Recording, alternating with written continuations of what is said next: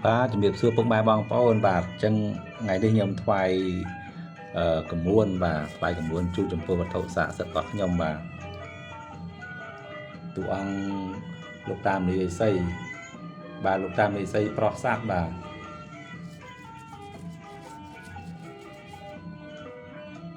ជូនបងប្អូនមើលលេងកំសាន្ត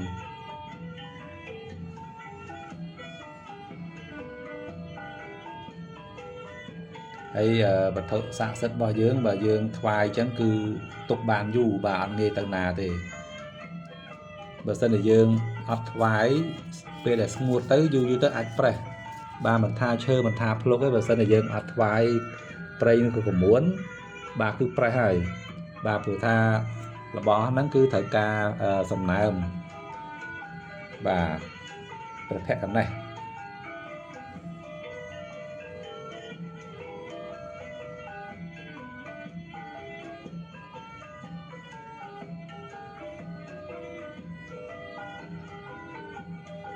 បាទខ្ញុំចែកជូនបងប្អូនមើលលេងកំសាន្តទេបាទ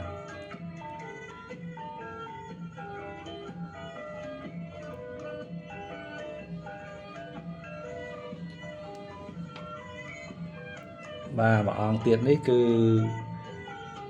បាទព្រះកច្ចាយណៈបាទ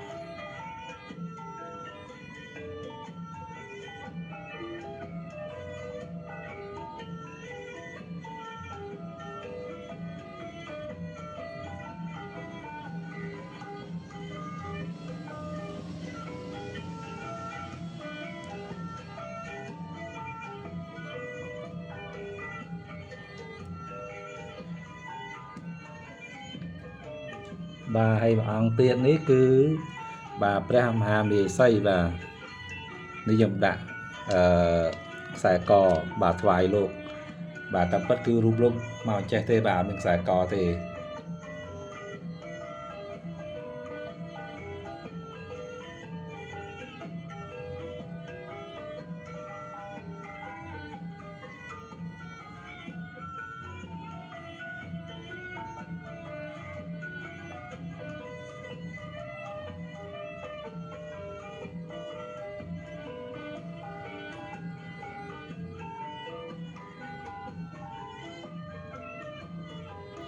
បាទបាទអញ្ចឹងហើយខ្ញុំដាក់ខ្សែកថ្វាយលោកបាទដាក់ចេះមកបាទថែមក្រៅ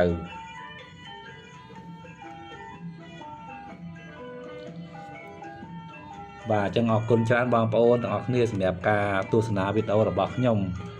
បាទខ្ញុំថតចែកជូនមើលលេងកំសាន្តទេបាទអរគុណច្រើនហើយសូមជម្រាបលាទាំងអស់គ្នាបាទ